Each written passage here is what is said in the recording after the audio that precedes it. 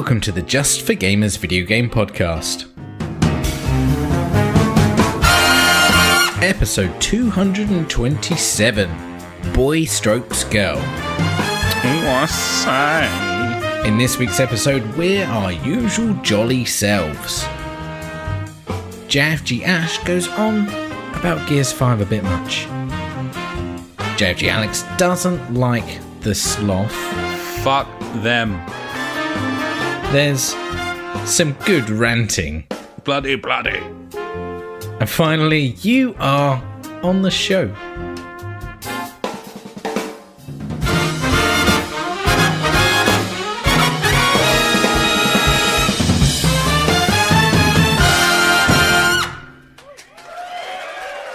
Hello and welcome to the JfG Podcast. Hello. This is episode 227. My name is Alex, and I'm joined as ever by my good friend Ash. You might have heard him just then. Hey, buddy. How you doing there? Hey, buddy. Yeah, as always, feeling good on a Wednesday. Yeah. Sparkling thoughts give me the hope to go on. I'm glad it's a Wednesday today, because that means it's time for podcasting. And I like to podcast. And also live streaming that podcast on the internet, where you can find it at wherever it is, twitch.tv/JfG Podcast. Or if you need any links or assistance YouTube, there, then you can just head to www.thejfgpodcast.co.uk. Yeah. It's all there for you, but yeah, we're on Twitch, we're on YouTubes, and we've abandoned Mixer as well. We fuck should Mixer, Beam.pro, as has everyone except Ninja. Yeah, so it's the Ninja channel now, and we've no business being on there. No, so, not really. Just to let you know, this week's podcast is sponsored by us because we're on it, and we're on the JfG Podcast. Yeah, so you're welcome. Enjoy the show. Now back to normality, I guess. My week's been pretty shit, I guess. Not much has happened. Just don't bother then. I mean, I've made some notes, so I probably should talk about it. I don't have to. You're cool, buddy. What do you think? My 4 bullet points there, you know? Oh, deliver them, buddy. Like fucking straight out of Tommy gun. Okay. Just, brat. Like that. Is that how? I know it's more like an Uzi, I guess, isn't it? Anyway, yeah, I've had a couple of nights off gaming this week.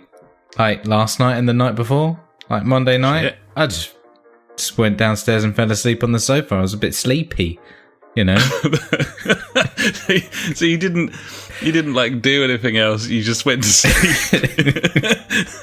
Okay, buddy. I was good stuff. Having a bit of sleep, and last night, I was fucking about with our streaming chat, because if you haven't noticed, I've been live streaming a lot of Gears 5 recently, pretty much nearly every night, which is a bit intense.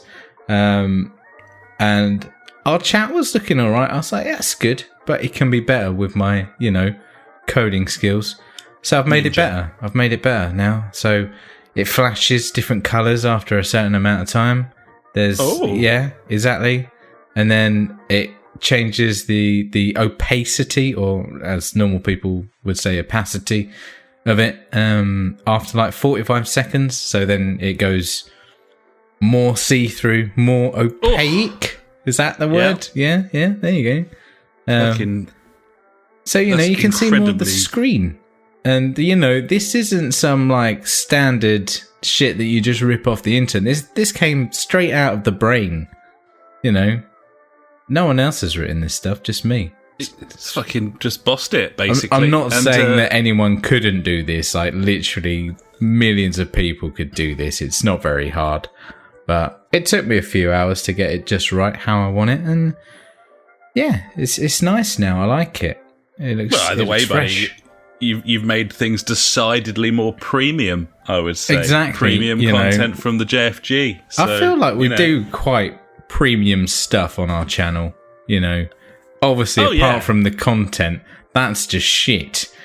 But, the content's like fucking liquid turd droppings, but the way that it's presented to you, the presentation, it's deceiving. You think this looks really good, but and then it just isn't. It's not. And that's the selling why point. people don't USP stick there, around. buddy. Yeah, it's nice. But hey. Also, obviously, at work, I've been coding my balls off. I'm nearly finished. I don't think I've ever spoken about this, like the project that we've been working on for the past couple of months. So at work, we have like an information channel for the prisoners in their cells on the TV. And it just gives them all information about the prison and, don't be naughty, pretty much. Be a good boy. Yeah. Stroke girl. Yeah. Mainly boy. Yeah. Stroke girls, yeah. Boy Strokes Girl. Great name for a band. Like it. Excellent. Where was I going with this? Oh yeah, and it was run on a PowerPoint, and I was like, PowerPoint's really shit. How about we just make our own database and then we'll make it show. It'll be like a big slideshow, but then also it'll have like movie times because we run like movie channels and stuff like that. So it'll give them all like the updated times, and yeah, we nearly finished it. It's been a mammoth project of like I've never built a database before. Using PHP, only like a real basic one. But with this, we made our own like content management system as well. So you can edit it all like in the back end of it, like on a web page, and it'll sort out. Yeah, it's been fucking interesting, but a lot of work. My next project is asset management. So when you've got like 1 million video clips and 2 billion pictures and stuff like that. And they're just all over the place. Yeah, next project is build something where we can sort that and tag it and categorize it and shit. So I'm looking forward to that. / Very nice too. Not really, but it pays the bills apparently. To be honest, like it's pretty sweet at work because I'm like, I've got an idea, yeah? How about we build this? And they're like, that sounds fucking ace, Ash. I'm like, sweet, I can just this is just me saying stuff and then letting me get away with it, really. I'm like, yeah, we need to build this. And I don't know how long it's going to take quite a while. So, yeah, I'm just going to build it and it'll be all right kind of thing. So, I mean, if you got any ideas of stuff that I can build, guys, I'd like it because one day I'm going to run out of these ideas of ways to waste time at work building pointless crap and getting paid for it. So yeah, any thoughts would be get on the Discord and give him some cheeky tips. Well, we've got a Discord. Nice. Wow, we have got a Discord. Yeah, wow. Well done. Is that because we're the JfG Podcast and we sponsored this episode? Yeah, we're the sponsors, so we're kind of on brand this evening, more so than you would normally expect. Yeah, we're going to plug the shit out of our show, even though this is the show that we're plugging. This is the show. Yeah, I mean, isn't that a bit weird, promoting yourself on your own show? I guess not. It's thoroughly pointless. It's as if we've completely missed the whole point of advertising. Yeah, but, I don't really get it. But nevertheless. Hey. Anyway, that's 2 of my 4 points down. Saturday was a great day. I mean, the wife was ill. That wasn't great. So I had the kids. So she's like laid in bed for a few hours in the afternoon. I was like, I'm bored. Let's go on a little fucking adventure.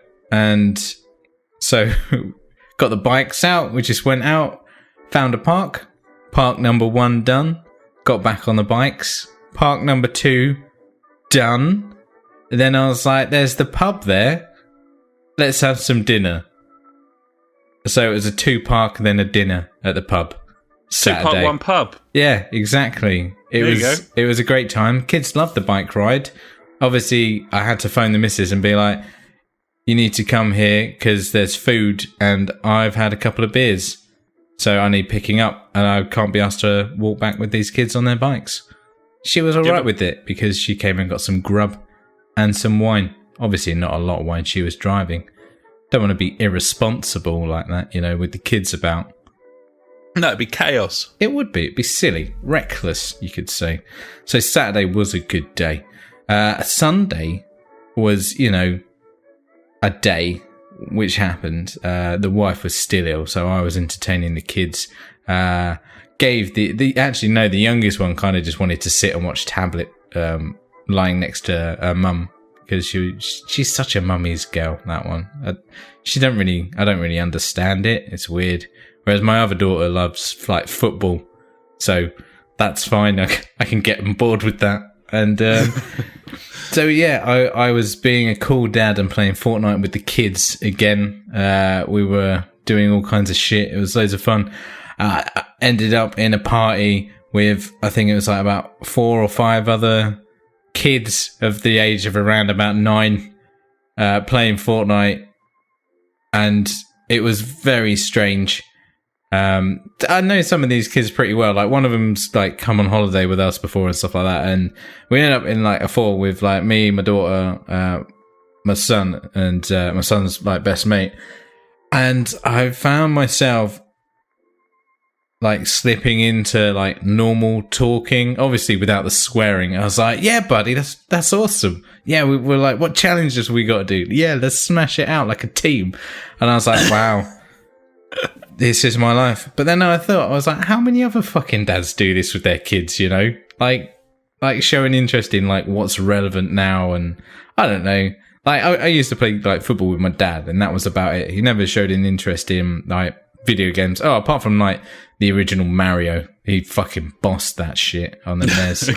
He was like, no, it's my go kind of thing. But yeah, no, it's pretty cool. I like it. I wonder if anyone if anyone listening has obviously kids. I know some people do. Do you play games with your kids? Because obviously you guys play games. It'd be a bit weird if you didn't play games and you listen to this podcast. Like, yeah, that's weird. So yeah, I was being a cool dad playing Fortnite again, buddy. Really, on Sunday, and there you go. That's my 4-point week done. Well, thank you so much for that, buddy. You're welcome. It was a roller coaster ride. It was absolute fucking nothing. Enjoy it. Yep. Yeah. I tried to make it sound entertaining, as always, by livening it up with the power of speech. Inflection. Yeah. Yeah. Sure. Yeah. So what about you? How's your week? How many points are there to your week? I got a similar number of points. There we go. Here we go. I'll just blaze through. It was the weekend zoo trip, buddy. You know I like a good zoo. I always like going to the zoo. Went to a zoo I've never been to before, Wingham Wildlife Park, which you know is strangely close to Howlett's Zoo, like within 2 miles. That is a bit too close. Yeah. I like to think there's underground tunnels between the various animals corresponding enclosures. I reckon there's definitely animal trading going on. Yeah. Like, I'll trade you 2 zebras for your rhino kind of thing. Yeah. I'll have it. Or maybe they have like secret fight club with the animals. Yeah. Underground pit. It's like tabs. 2 animals go in, 1 comes out. It's like totally accurate battle simulator, but with real life animals in underground pits below 2 real life zoos. And there's a program for you, you know? That's a show. I was seeing it more like Pokemon, so it was like a turn based. It's like your rhino goes, then my zebra goes. Oh shit. Yeah. Like he's used like amnesia or whatever on me. I don't know how well turn based works when it's like lion versus sloth, for example. Okay. Although presumably the sloth can be one strike kill, I'd say. With its horrible fucking weirdo claws. People seem to like sloths. I think Ice Age has a lot to do with it. Frankly, I find their appendages to be disgusting. Despite their happy little faces, I just worry about the fact that they are essentially an animal version of a hook or coat hanger. So, I don't know. I'm not sure about them, if I'm honest. So I never knew that about you. Thank you very much. Well, no, you're learning it all tonight. Yeah. So my favourite animal is the red panda. So is my missus' favourite animal, and for her birthday a couple of months back, I got her a red panda experience at Wingham Wildlife Park, buddy, where she got to go in with the red pandas, feed the red pandas. Learn about the red pandas and just generally hang out with them. Which just have a red panda day. It's like a red letter day, but with panda instead of a letter. We're going into the zoo. There's like kids running about and shit, like vaguely annoying. I was like, "You're not going in with the red pandas." She's not going in with the red pandas. He isn't. They can run about all they like. Yeah. They won't be going in. They can watch from a distance and wish they were in there, but they're not fucking going in there. So they go home and cry about it. Yeah, damn right, hopefully. So, it was fucking amazing. I think I got as much joy out of it, like, just watching and taking photos as she did, like, actually being in there, because she was just, like, fucking losing her mind. So it was pretty great. We thought there was only going to be one red panda there, buddy. There were two, so that's a twofer. That's a two for the price of one on the red panda. Dos Rouge pandas. Nice. Gibbons saw some other animals and shit. That was fine. Their monkey game's pretty good there. It's important that there's lots of monkeys. Yes, I like monkeys. Yeah, and, Gibbons. Gibbons, exactly. Yeah. Tamarin's always good, especially when they've got the little beard. Sorry, there seems to be a cunt outside. Hang on a sec. I can hear that guy, yeah. Obviously. Yeah. Small penis. There's only so many ways to make up for your tiny, tiny, precious little cock, isn't there? So it's a tricky one. But yeah, lots of good animals, buddy. Amazing day at the zoo. Went to a cool pub in the middle of nowhere shortly afterwards. It was called Ye Old Yew Tree, in case anyone wants to go there, because of all of our many, many listeners. Oh, wait, let me just... of Canterbury. Oh, I was going to say, I was going to get my map out of middle of nowhere. Is that next to Mordor? It's next to Canterbury, middle of nowhere. Oh, okay. It might as well be, frankly. It's just a load of marshes. And people think that Canterbury's pretty good. Oh, he's back. I don't know why they think that. I think Canterbury's all right. There's a cathedral or something there, isn't there? Yeah, I mean, it's got a lot of the hallmarks of a good town, but none of the actual... the actual amenities. Cool story about Canterbury. I bought an oversized hat there once. There you go. Always funny, oversized hats. Literally wall-to-wall funny. Always. Can't not be. Oversized hats. Yeah. I regretted it moments after I bought it, but, well, these things not now, happen. Though. No. Looking back. Paid me back in whatever it is. Spades? Is that a saying? Yeah. Sure. Yeah. Why not? Yeah. So that was good. And then had a nice burger at the pub, and then came back to town to meet up with Funk and Co. For drinking long into the night. Long into the night being Cassidy's till early hours of the morning, and a very, very unfortunately hungover Sunday. Which, despite being hungover, buddy, I still made it to the supermarket. Got all of the trimmings. Nice. Cooked my first big roast of what I will call winter, neglecting autumn cold, completely. Mate. Yeah, it's cold now. Yeah, I thought about putting a woolly hat on today because my head was cold, but I have little to no hair, so that will happen. Yeah, insulation. I need to get my hair cut, but as it gets colder, I'm like, maybe I'll brave it out. Yeah, maybe I'll go. This is the time of year where I need to start growing the beard again because got to keep that face warm. Yeah, apart from my ass and balls. Yeah. Tricky business. Yeah. Apart from that, clean shaved all over.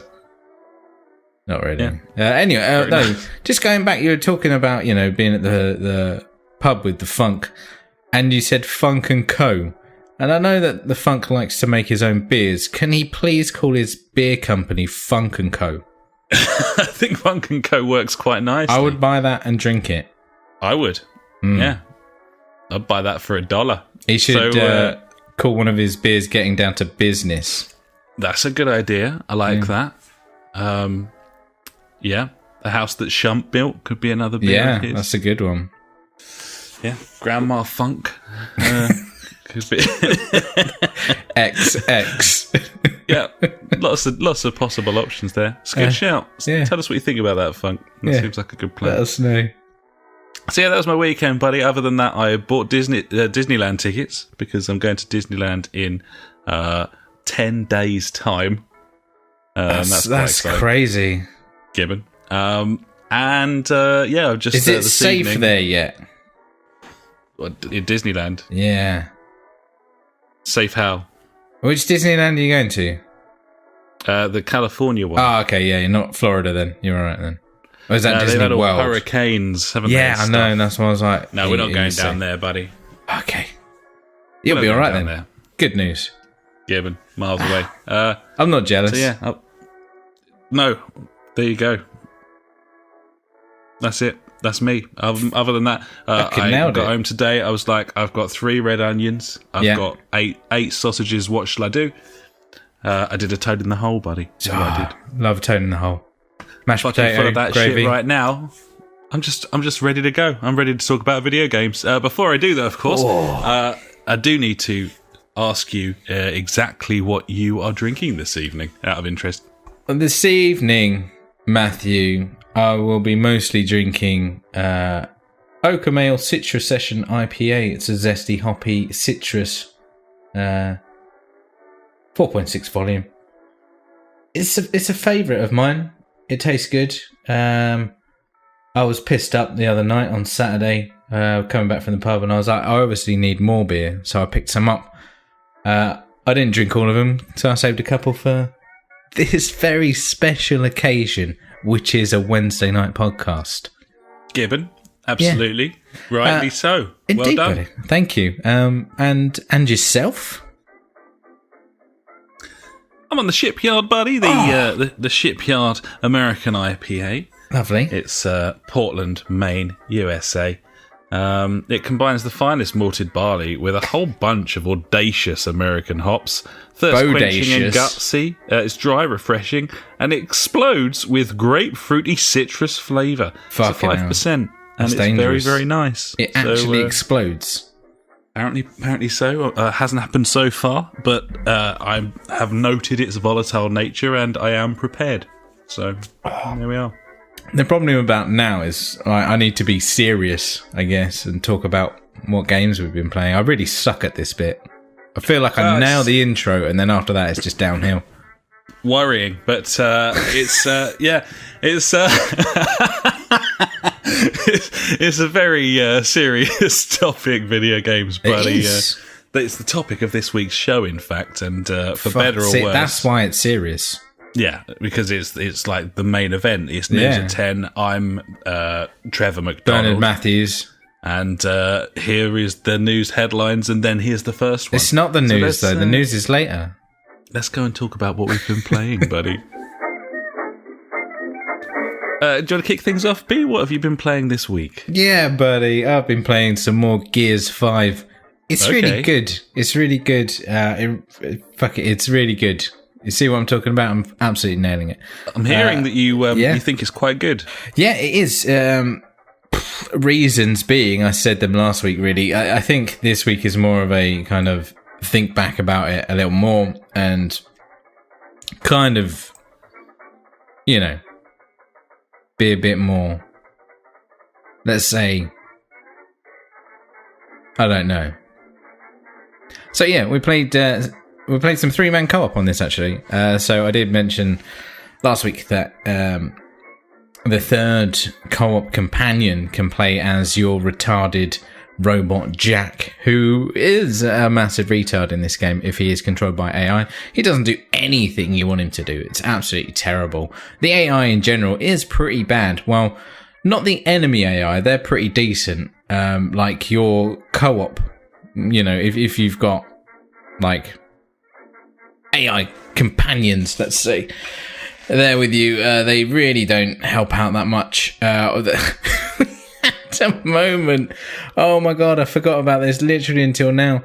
We had that classic moment of, you get to a point that enemies haven't seen you yet, and your AI companions just, run at them, and the other AI doesn't notice them there, and they're like hiding like right next to them, and then for some reason, I can't remember the name. I think it was like JD or whatever, one of the main characters.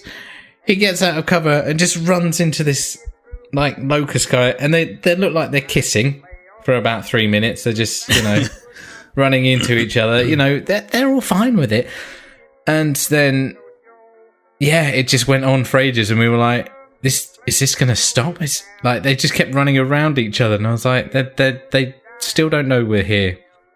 It was very bad. Let's put it that way. So is that's in online co-op, but with some AI co-op with you? Is that right? Yes. Yeah. So all throughout the campaign, it changes over. So the majority of the time, there's 2 characters and Jack, the retarded robot. And then in other parts, like another 2 members of the COG squad, or whatever they're called, team up with you to do various missions and stuff like that.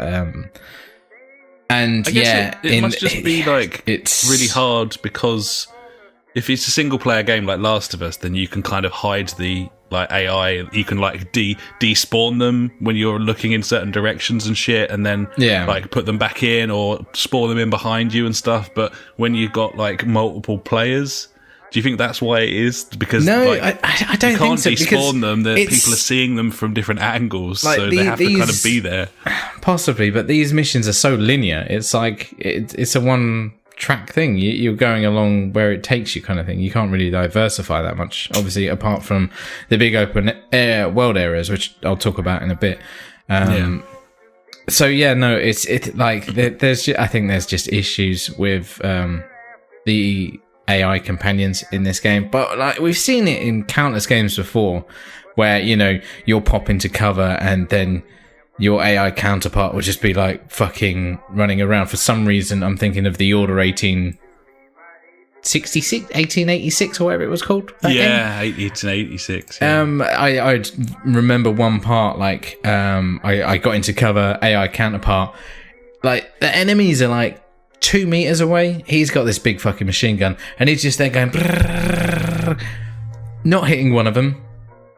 Just like, they're right next to him, and I'm like, this is terrible. Like, what is the point of him even fucking being there, kind of thing? And it's the same, like, with some of these instances, like, the AI isn't that great. It's a bit poor, but like I said, the enemy AI are quite clever. They will try and flank you and stuff like that, which is good. Another part of enemies we came across, apparently it's one of the toughest bosses in the Gears franchise, or Gears 4 and 5, I think it is. Fuck knows what his name was. It's at the end of Act 2, I think, like that. And it's this big fuck off mutant, obviously, that's been built in a lab, and somehow it's connected to the lady face's brain because she's the queen of locusts, or I don't know what the backstory is. Anyway, big fucking dude.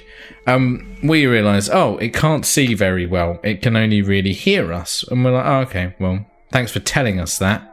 I mean, it would have been nice to try and find that out in game, but just be like, oh, look at that, and then literally like, so you're in these ice area, and a really cool mechanic is you can shoot the ice underneath, and they'll fall through and freeze to death, kind of thing. Like, that's just like the basic little numpties, and that's really cool actually. But in this boss encounter, obviously he's really big, so he can break out the ice. So the whole premise of it is you shoot, he runs at you, you shoot the ice underneath him, he falls into the ice. Then what you realise straight away is you can't shoot him. Oh, there's a big glowy bit on his back. You have to run around and shoot him in the back. So the first time you do that, you're like, sweet, I've done that. Literally, when he gets out of the ice, like one of the characters, I think it was my character, he's like, oh, look at that big glowing thing on his back. It's like, exposition. Oh my, really? I mean, we've just been absolutely smashing the crap out of his back. We know that's where to kill him. And this is like the first incident we played him. It did take us quite a few attempts to dispatch this guy, mainly because I was getting frustrated because the mechanic of him not being able to see us didn't work. Because, he'd be running at us, or running at me, for instance, and I didn't have enough ammo to shoot the ground or whatever. I had to reload. So I was like, right, he's running at me, I'm going to dodge out of the way. So just before he gets to me, I dodge out of the way, and he veers into me. I'm like, he didn't know I was going to dodge, but he got me, and it's a one-hit kill thing. So it's like, right, back to the start, round and round we go. It was tedious, let's put it that way. Bit of a shame. At the end of it, obviously, got the satisfaction of finishing it and being like, oh, thank God. But it wasn't like, yeah, we did it kind of thing. I was like, oh man, that's fucking done. Thank God. And to be honest, that is not how this game has been. The majority of the encounters are very exciting, are on the edge of your seat of your pants are gonna just get you to the end and feel like, fucking hell, that was really close. That, yeah, it's playing that fine line of being too much and, you know, dead or whatever. I guess it's a real tightrope, isn't it, for developers? But yeah, it totally is. Do you think it's the sort of old school boss battle nature of it that made it sort of stand out as being a bit shitter, or are they all kind of a little bit kind of like that anyway? No, because there hasn't been many boss battles that I can actually think of. You know, not massive encounters where you have to fuck up shit, or like it's one massive dude. Possibly, maybe it is that mentality of like, I don't like boss battles, but the thing is, like, not much changed. You know, I like it when there's like 2, 3, 4 stages to a boss, because it's like, oh shit, that bit's done, now it's going to change.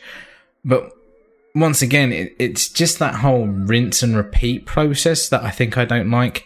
You know, right, get his attention, shoot the floor, get around him, shoot him in the back again. Right, do that again like 5, 6 times. Then new animation kicks in. Right, make sure you dodge when he throws his spikes, and then do the original thing again.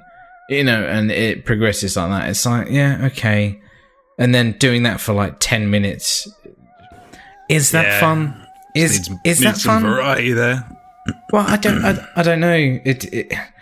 I think you'd struggle to add variety into a boss battle, due to the fact, you know, you're in one place, you got this big fucking thing that you got to kill, and if he doesn't do the same thing, people are just going to get even more annoyed because they can't, you know, get the process down of how to dispatch him. In a way, yeah, I suppose. I think it's a tough games one. Games like Destiny and God of War and Horizon. They all had boss battles, but they had a lot of variation. Yeah, you know, it's just, I know they did like 5 or 6 different things. Yeah, and that's what I'm saying. Like, you need to add different mechanics in there, or whatever. You know, things need to change more anyway. But we got through it and it was good. We had a comment from Mel Gibson's Soul on one of the streams, and I didn't write it down because I'm some sort of rookie. It was pretty much saying this game looks like Gears of War 1 but in the snow, and that might be down to my bad, because I think I'd spent about 6 hours, it couldn't be, it's about 4 hours I'd say, in this snow open world bit where absolutely nothing happens. It's a case of going around finding, I think there's like 3, 4, 5 different kind of like mini areas to go kill stuff and collect like enhancements mods for Jack, your AI companion, who you can upgrade with various stuff. And I replied saying, it is a lot better. This probably isn't the level to show you on, which is a shame, because one thing, it still has really impressed me, the visuals of this game and the constant frame rate. It's incredible for a game to look that good and run at 60, like with no issues, kind of thing. And apparently it's the same on the Xbox One X. That thing is stuck at 60 and runs really, really well, you know. And when you've got other games coming out like Control and Borderlands 3, and they're having really shitty issues with their frame rates, you know, you think, fucking fair play, you know, like they've done really well to make that game look so well and run really well, you know. So hats off to them, and also thanks to Mel for sticking in a comment as well, buddy. Nice. No, interesting, buddy.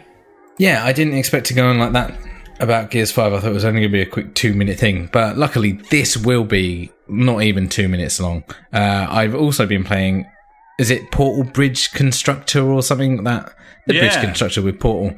Yeah, I realised, that's on Game Pass. I can boot it up. I had like 10 minutes. I ended up playing it for about half an hour. It's nice. I like bridge building games. It's like physics and stuff. And this one's a bit wacky and quirky. It's good fun. I must say, it's really good to play with a mouse. Yes. Yeah. You can really get the angles right, which is nice, because I've played it before on the tablet, and It's very finicky with your big fat fingers, trying to get the precision of it. Playing it on with a mouse and keyboard or whatever. I think it's just the mouse. You don't really use the keyboard apart from to hit escape to quit the game when you don't want to play it anymore, which is probably quite soon because it's a bridge constructor with portals, and that's about it. It's only got so much to it, but it's a well-made game, isn't it? As you expect, it is. Really. It's nice, and I like that it's got like parts of humour from Portal in there, so that was good. A bit of nostalgia always works well. Portal bridge constructor, pretty good. Have a little burn on it if you got half an hour to kill on your Game Pass, buddy. It's just Game Pass, mate, for me now. It's all I'm doing. It's a special service, buddy. It's fantastic. I mean, I've got that Uplay Plus. I haven't even touched Trials because I can't be asked. And who wants to play a Ubisoft game? Really? I mean, that's the problem. Really, is it's the Ubisoft games on there. I looked. There's a new sale on the store today, buddy. It's for Ubisoft games. So I didn't look at it. We won't be buying any of them. No, there's no need. So. We've got Rayman. You know, we've already got Rayman, so why would we buy anything else? Exactly, buddy. It's pretty bad, isn't it? It's pretty bad. It is. It's a shame. But then again, like you say, Watch Dogs Legion is coming out. That might have potential. It looks kind of cool, but also might be shit. Who knows? You know, I won't buy or play that game. You were kind of excited about it though, when you were at E3. So that's fucking gone now. It'll be fucking, here's 15 different like premium versions of it with tax and then it'll be, oh look, there's fucking microtransactions all over it and cool. And then I'll just won't be interested at all. So that will happen, buddy. That will happen. Gibbons, it can. Well, there you go. I have played another game, but we'll talk about that later because we both played it. I haven't played what you've been playing, just the base game. But I'll let you know on my thoughts on that as well. Anyway, that's me done, buddy. What have you been playing this week? I have been playing a Plague Tale: Innocence, and I've been playing Wreckfest Career Mode. Oh, to be honest, I did play a bit of Wreckfest Career Mode. It's fucking tough. It is hard. It's not easy, that game. I thought, I'll just fucking smash everyone out of the way. Can't do it. They'll fucking come. They'll come back here. Yeah, hasn't it?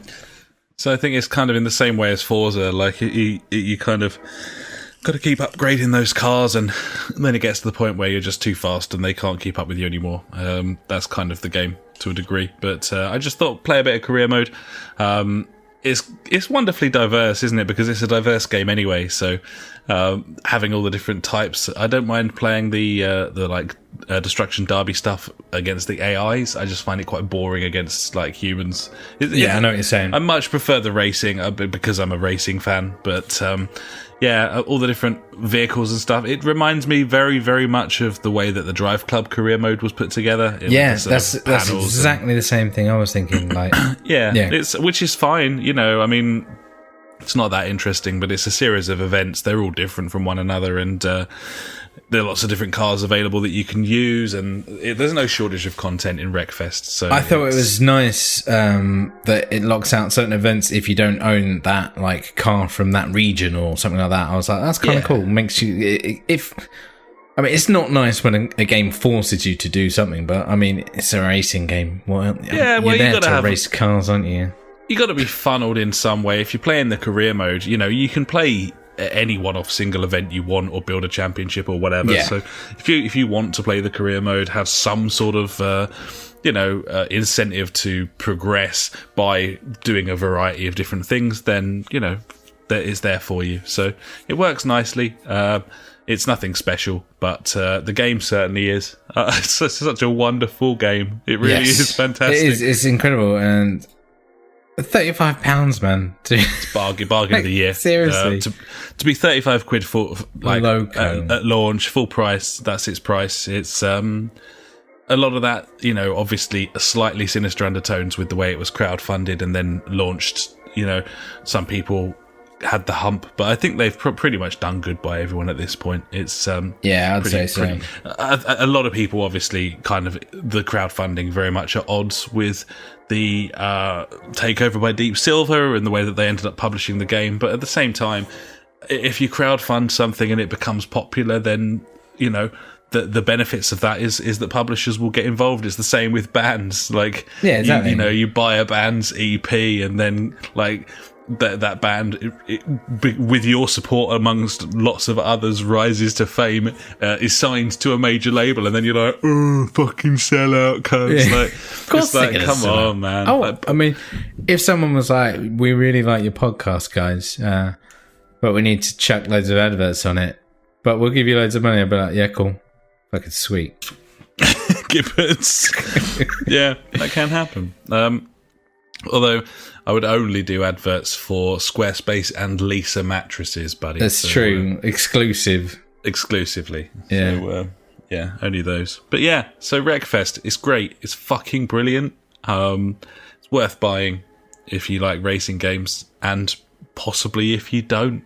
It's kind of got it all there. So, yeah, it has, isn't it? Very, very fun indeed. So the other game that I've been playing this week, buddy, is I obviously didn't play it for very long because it's a sort of sneak peek trial version.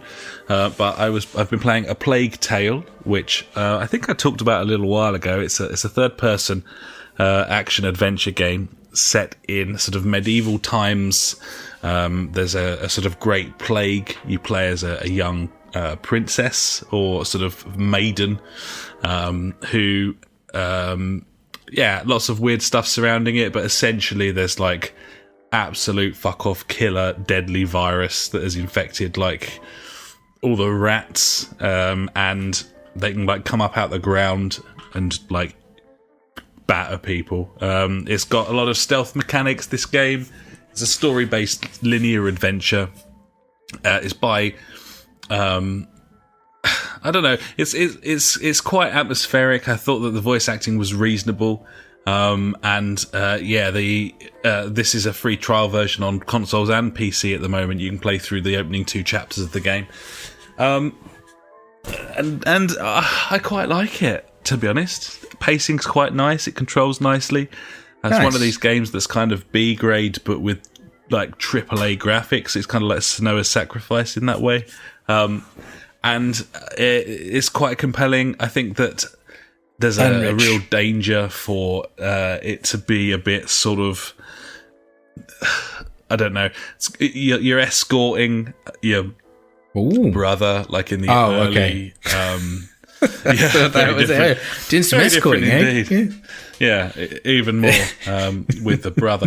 So it's pretty graphic and gory. Like, it's a really strong opening. I've seen a lot of footage of like later stage gameplay, and I'm not completely convinced. It's kind of like a sort of a linear stealth game where, you know, you've got long grass to hide in, you got to throw stuff to distract guards and learn their patterns and that sort of thing. And I've always quite liked that sort of Splinter Cell-esque thing, and it's quite nice when it's in like a sort of medieval setting. You can do things like forcing enemies towards areas where they will be engulfed by rats and that sort of thing.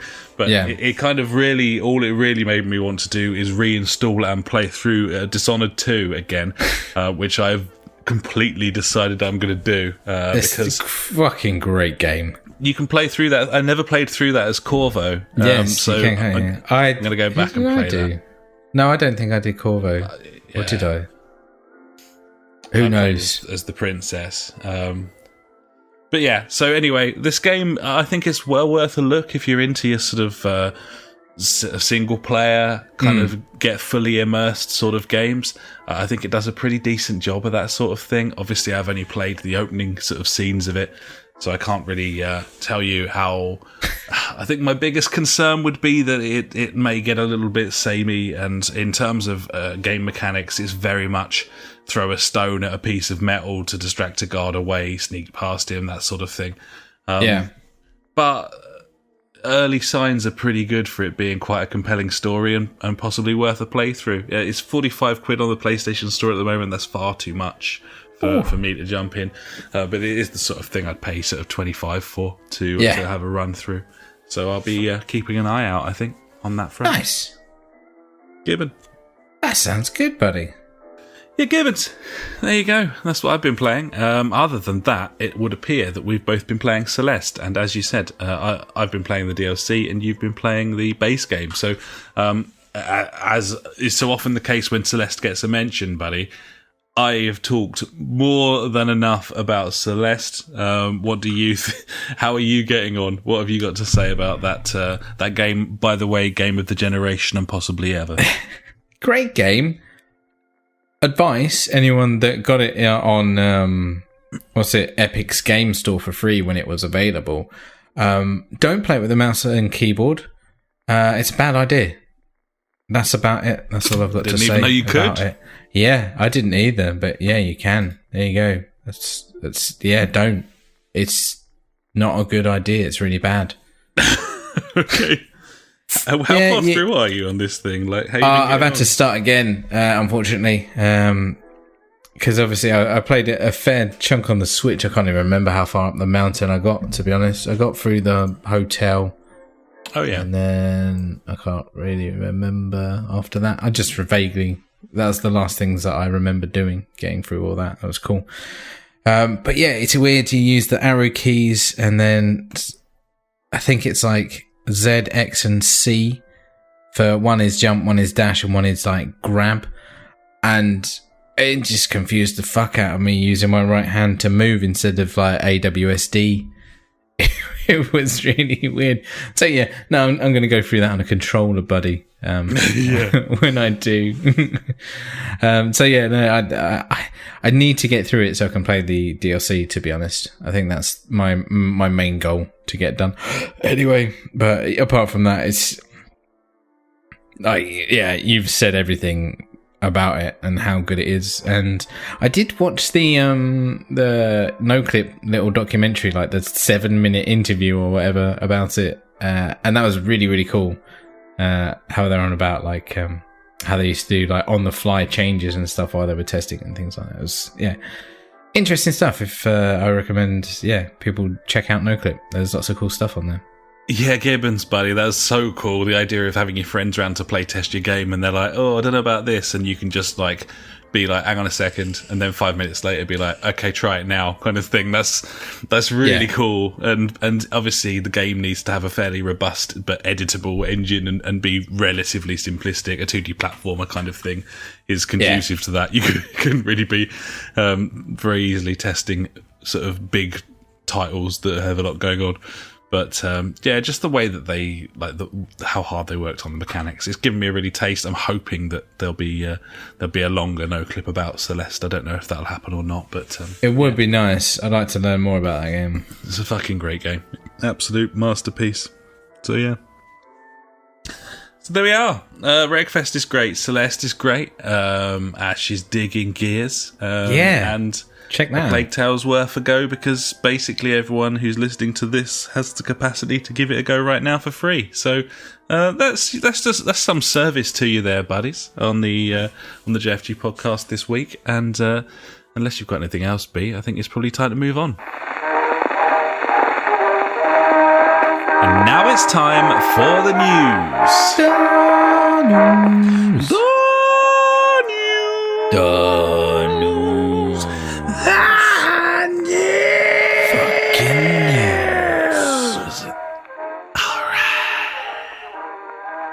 Number one.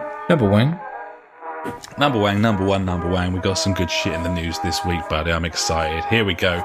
Number one. This broke, I think, the day after we recorded last week's show, so we're a little behind the curve here, but obviously we were always going to report on it. Here we go. The Department for Digital Culture, Media and Sport committee that was created to look into, among other things, loot boxes and microtransactions and so on in video games in the UK as a way to inform the government about them, has delivered their report and made a myriad of conclusions. It's well worth a look. It's online if you want to have a look, buddies. And regardless of where you're from, it's, the UK games industry is a absolute juggernaut, and this will inform the decisions made by other countries and other organisations. It's a big deal. Here we go. They have concluded that all of these loot box practices should be regulated by the government because the games industry don't seem capable of doing so. True. They've concluded that any games featuring loot boxes should have a suitable age restriction in line with gambling, aka 18 certificates. Yeah.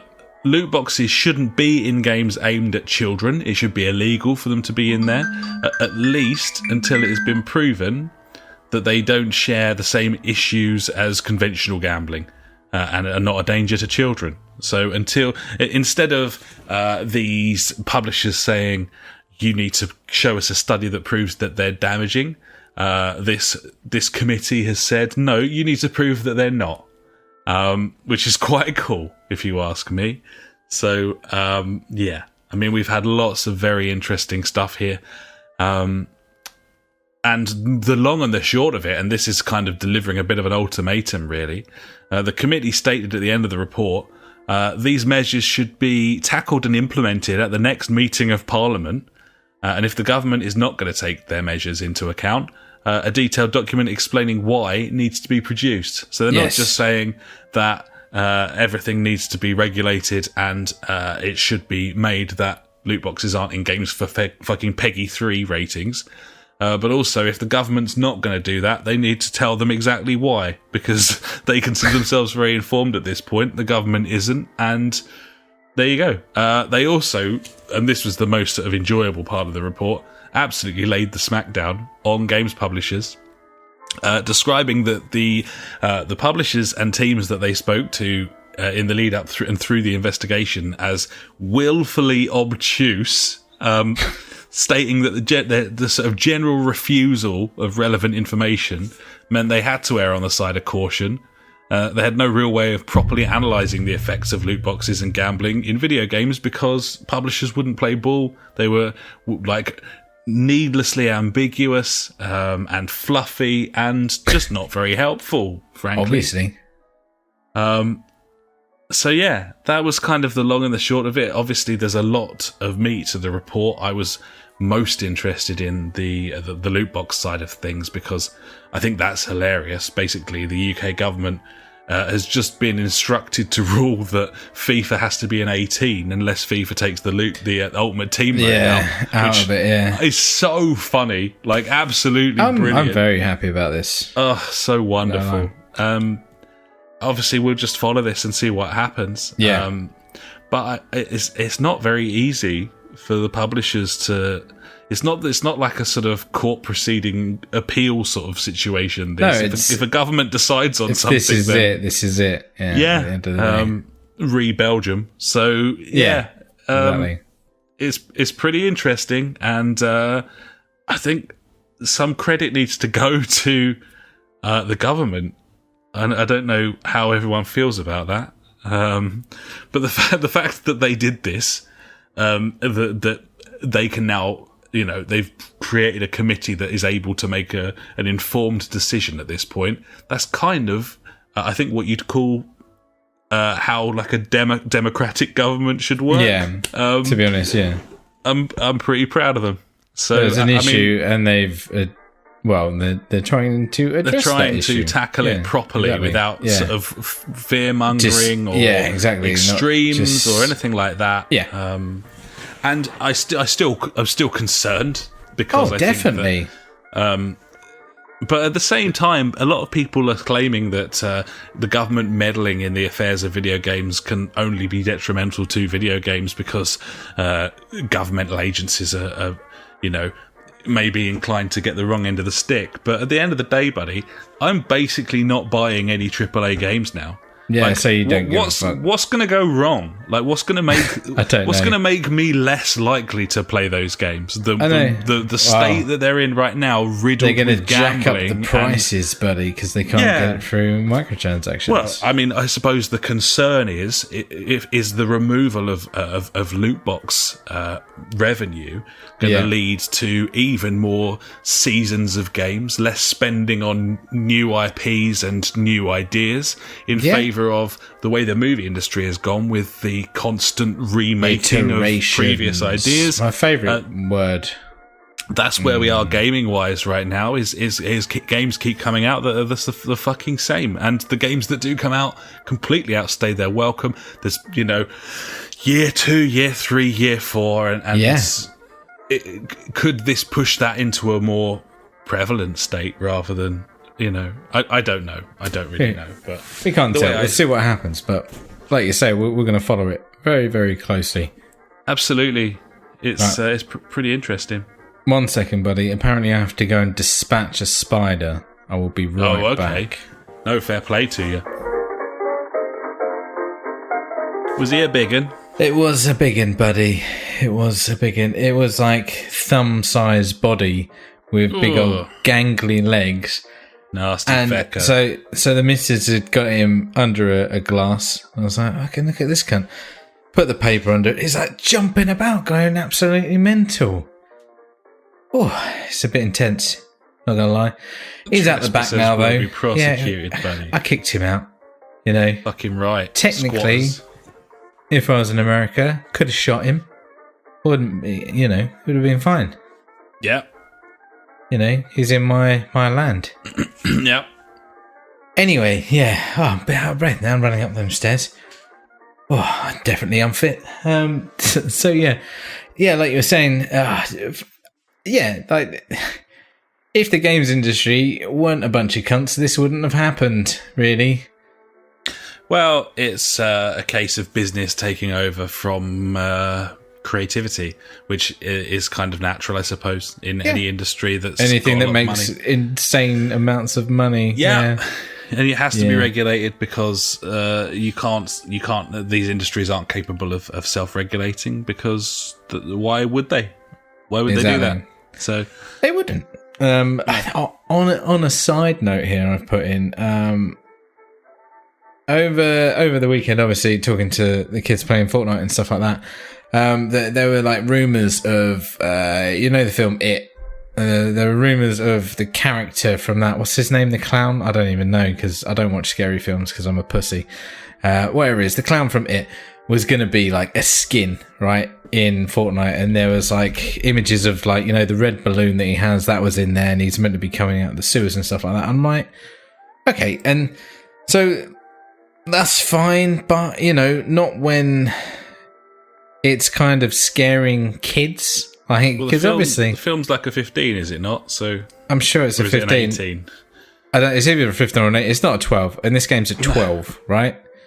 So I know, my son is younger than this, but still, a 12-year-old, like, kids that are playing this game are interested in what's going on in this game. Like, people on YouTube are obviously trying to get the hits and being like, oh yeah, the new latest skin is this, and obviously they're putting images of like the actual clown from the film on there, so these kids are watching it and stuff like that, and I'm like, it scared the crap out of my son. Like, he had like a nightmare like one night, and yeah, okay, I get it, like he's not old enough to play the game, but that film isn't a 12. Like, should this like 15, 18 rated content be going into like a game aimed at 12-year-olds or 12 and above?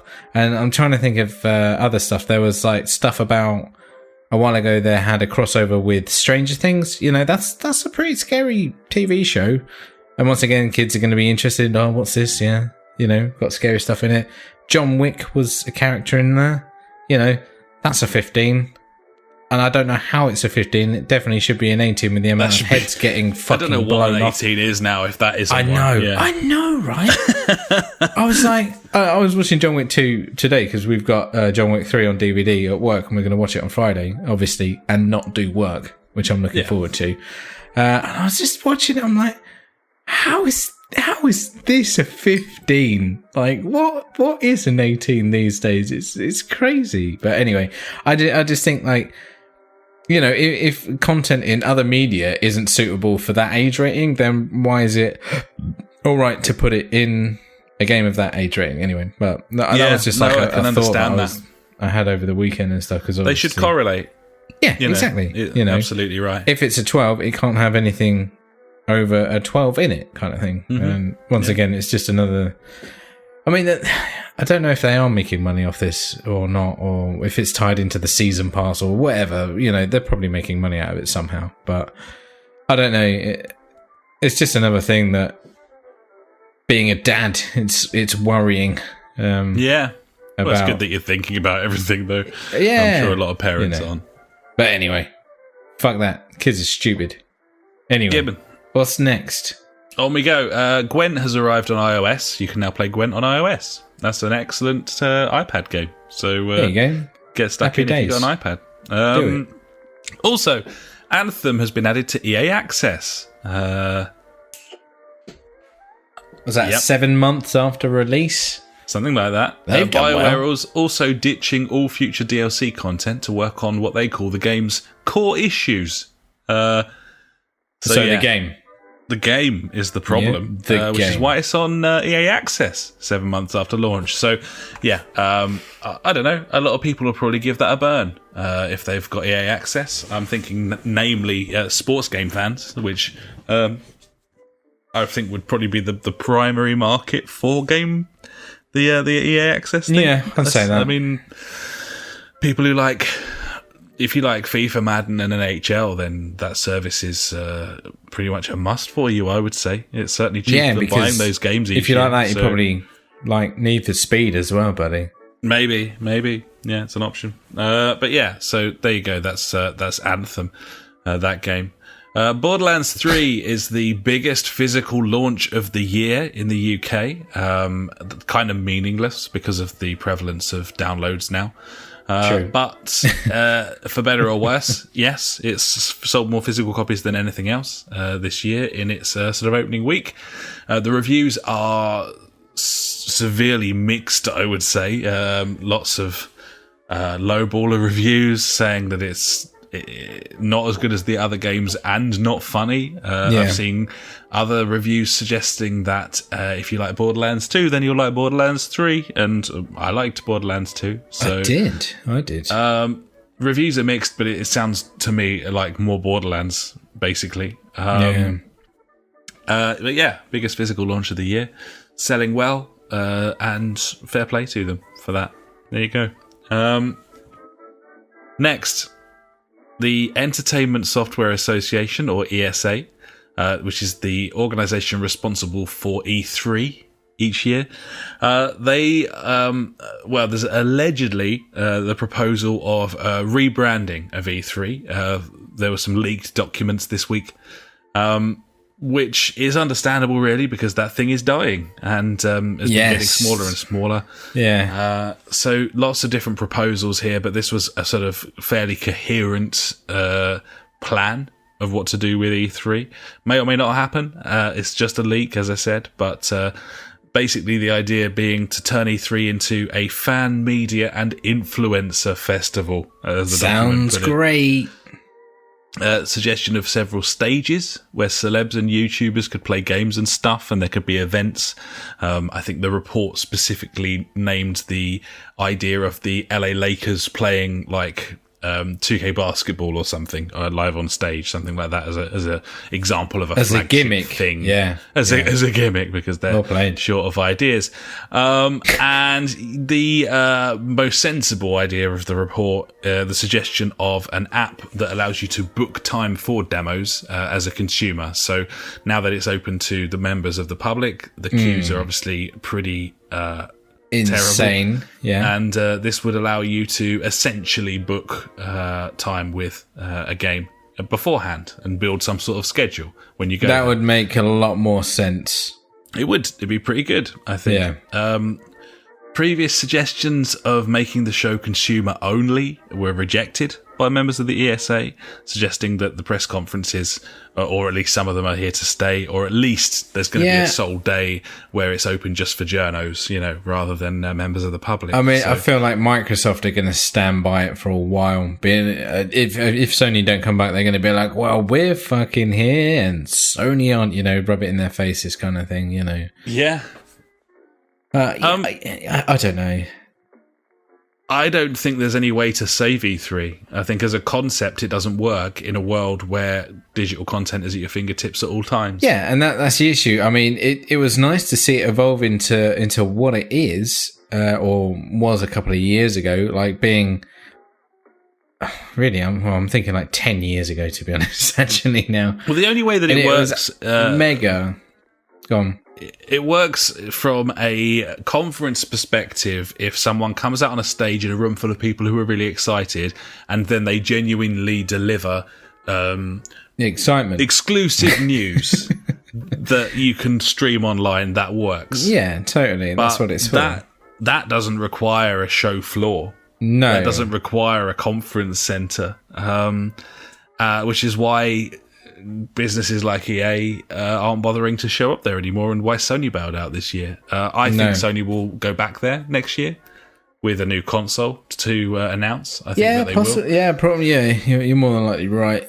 And that's going to obviously extend the longevity. Or do they just do their own fucking thing? You know, be like, hey, fuck it, we're coming out before E3. Bam, here's the console. Check it. Or I don't know. No, I think it was very much a tactic to bail on this year's E3 to come back strong next year, create bigger impact when they return in 2020. I would imagine. I mean, that's what I would do.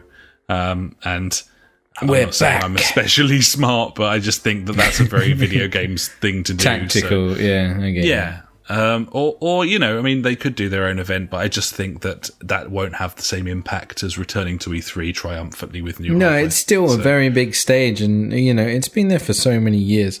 And it has been a massive highlight of my year, you know, counting back I don't know, well, gone 10, 15 years or however long it's been since I've been following it.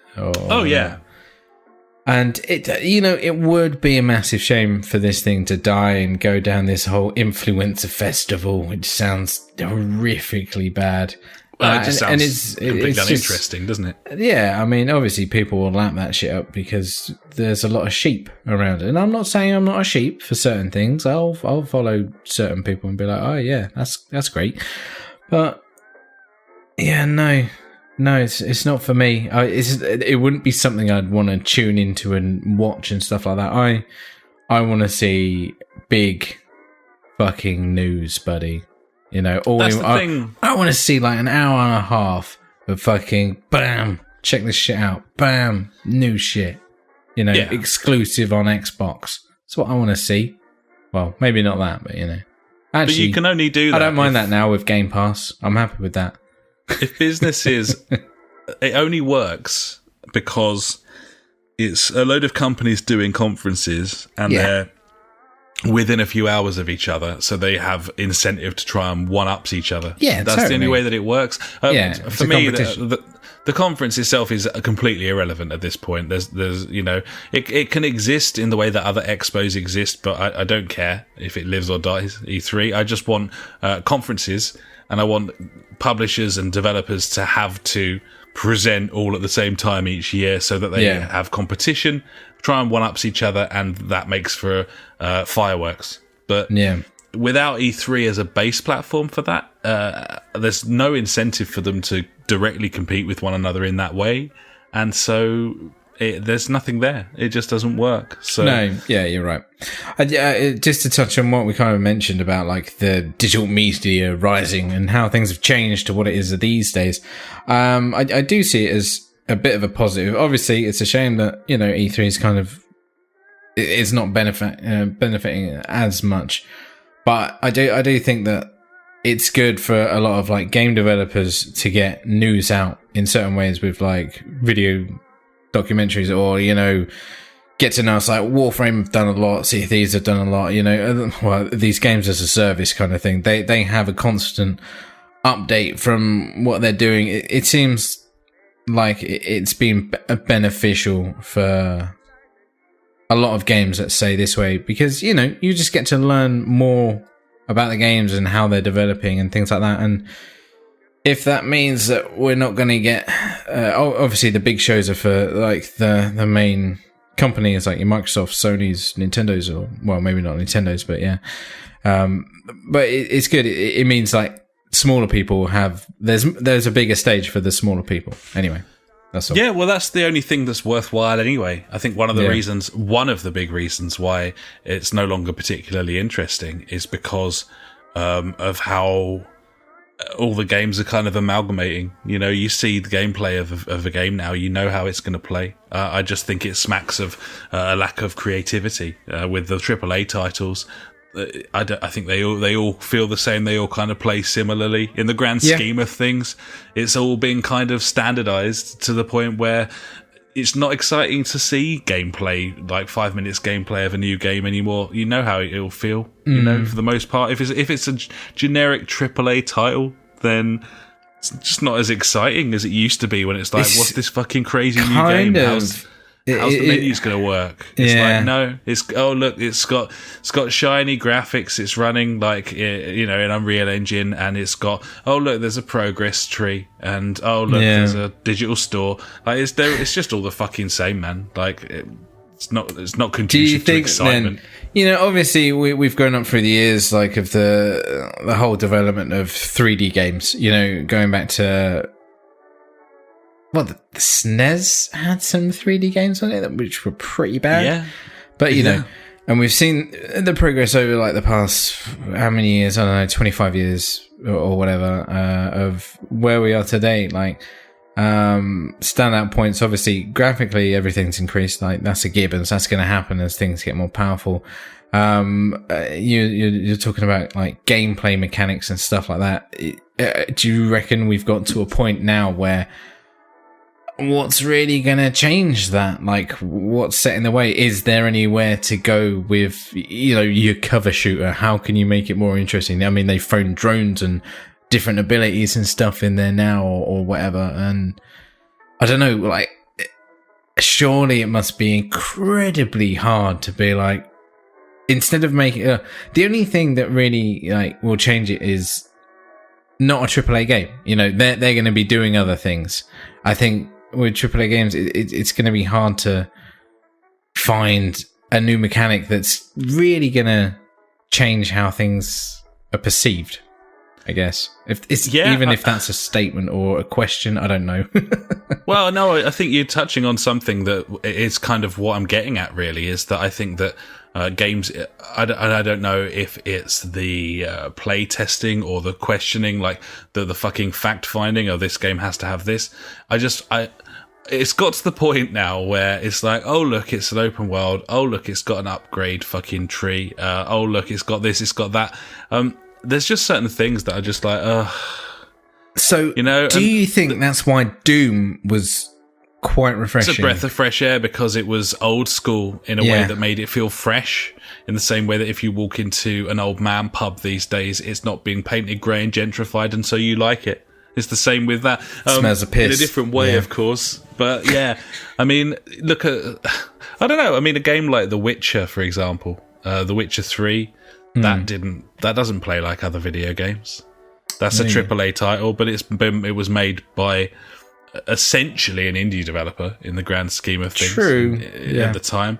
I think Horizon, that felt fresh. Now, do you think that's because they hadn't really made a third-person game? They were fundamentally first-person shooters, and because they changed, made a game like that. Fuck it, you know, we'll go in there and see what happens. Yeah, absolutely. And then God of War, like, the reason that God of War feels nice to play in a way is because they were used to making it in a game in a certain way, and they're like, nope, we're gonna change it up. Okay, there's a running theme here. It's AAA money being used in a quirky way or an innovative way. Yeah, I can see that. And there are fewer of those. And one of the reasons that I've just got very little interest in Ubisoft games is because I feel third-person Ubisoft games all control and play and feel the same. And that's a problem for me. Like, you can change the setting all you like, but I'm not an idiot. Like, essentially, I'm playing the same fucking game all the time, especially if it's got, oh, look, here's your progress, here's your fucking online store, here's your fetch quest, here's your grinding, here's your loot. Now. Well, football games... You can't change it. Football's a sport at the end of the day. Football's a sport. You're constrained to a degree. I know. Yeah. But they do control differently. Yes, they do. But also... PES is out and FIFA's out this week, and I've not bought PES and bought either. FIFA. Yeah, exactly. So that's it. This is the state of game, or whatever, the state of the games where we are at the moment, I think. Yeah, and what it leads to is us really enjoying something like Game Pass, because there doesn't feel like there's enough reason to invest heavily in brand new games or pre-order games, to the point where what you really want is a smattering of loads of shit in the hope that you'll grasp onto something. Just a load of shit. I'll lap it up, really. Yeah.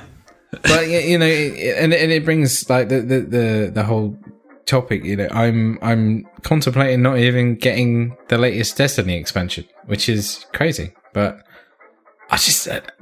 do I need it? I don't need it. I'm like, I've barely played this year's like kind of season pass and stuff like that. I've dipped my toe back in.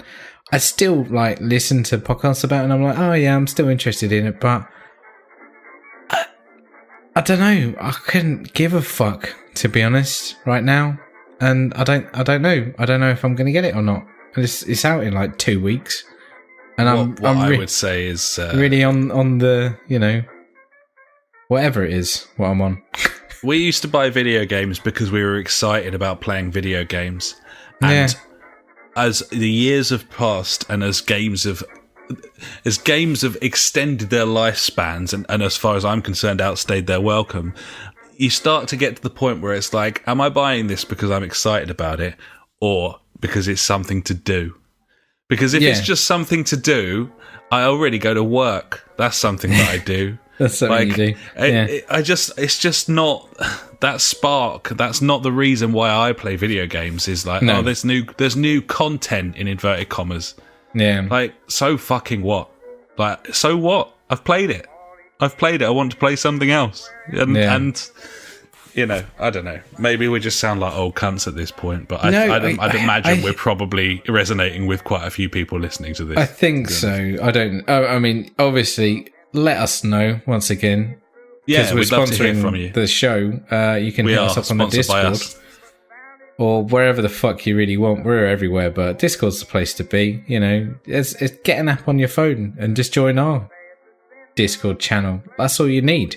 Fuck everyone else. Just get stuck in, and it let it be known as well that I when I'm saying these things, I am not shitting on video games as a concept. Like I love video games as much as I did when I was 6 or 7. Podcast every week if we didn't love video games. You need to think about why you're buying stuff and get a little bit more creative with your tastes. To be honest, because then you're going to find the fun. And unfortunately, it's being made more and more difficult because of essentially like corporate reasons. You can't just go out and buy it. You know, it used to be, you know, not that long ago that you'd go out and look at the top 20 video games, and there'd probably be like 15 there that I'd be like, yeah, I want that. And now I look at the top 20 video games, and that's not the case, because there's a lot of generic bullshit I don't want to play. I've played it already. Exactly. Yeah. So, you know. But luckily, buddy, you're gone.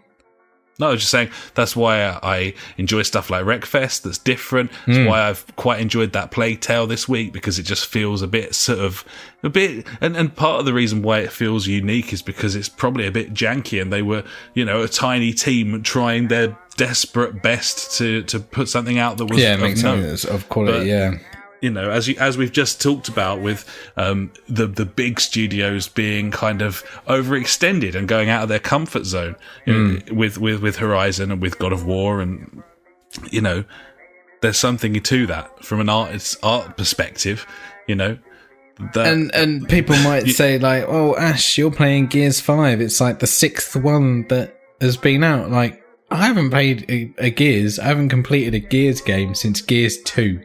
Which was 10 years ago, maybe more. But also, it's Game Pass, and you do a podcast. Yeah, exactly. Like, obviously, I got to do. It makes it, you know, you're not forking out 55 quid for that. And no, I'm not.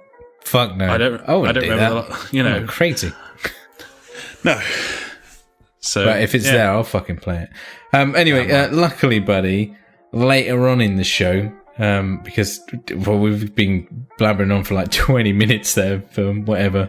We've got some reviews on other games from other people that aren't ours, that might not have our jaded views about AAA titles. Absolutely. Some of them will, some of them won't. And one of those reviews is of eFootball PES 2020, which will conclude my news section with this little tidbit, buddy. So lots of folk are a bit put out that the PES 2020 final release doesn't play like the demo did, aka as well as the demo did. This is something I fell foul of last year because I thought that the demo felt really good. And then when the game came out, it didn't feel as good. And here's why. It's the same reason that this has happened this year. Konami has announced that there are going to be a series of patches to make the game feel better. And apparently the team was focused on bug fixing rather than getting the final code to the polish of the demo code, essentially. So they had old code, which felt great but had bugs with it. Since that demo was signed off, they've been fixing the bugs to the detriment of the gameplay, which they've yet to soup up and fix to the degree that as well as the demo played. That's, if that makes sense, which it vaguely does. Basically, to fix all the bugs, the game's worse. Players complaining about a lack of responsiveness from players. The AI defensive and midfield positional sense. I've seen there's some interesting videos floating around, especially with defenders essentially ignoring the football. Like, you just dribble past them, they just stand there, or even back away. Lots of weird shit. One patch is live already, and early signs are that it's improved, certainly, the responsiveness of things, and that they're still working on it. But again, it's just another case of a video game coming out that isn't finished, and them asking for your hard-earned. So here's your money, and we might fix it. We'll discount this in 3 weeks when it's fixed. Yeah. And again, I don't know. I've heard very mixed things about this.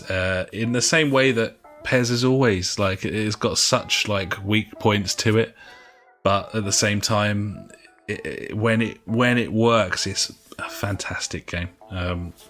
And Friendly Neighborhood Funk will be back later in the show to give us his little rundown of his early impressions, because he bit the bullet and went for it. And crazy mofo. So we'll see. Yeah, we'll see what he thinks later on. But for the time being, buddy, that's my news. I think it's time for me to hand over to you for my favourite section, and I'm sure the listeners as well. And that, of course, is Ash's News Favourite Things of the Week. If you like news but hate information, you have found the right place.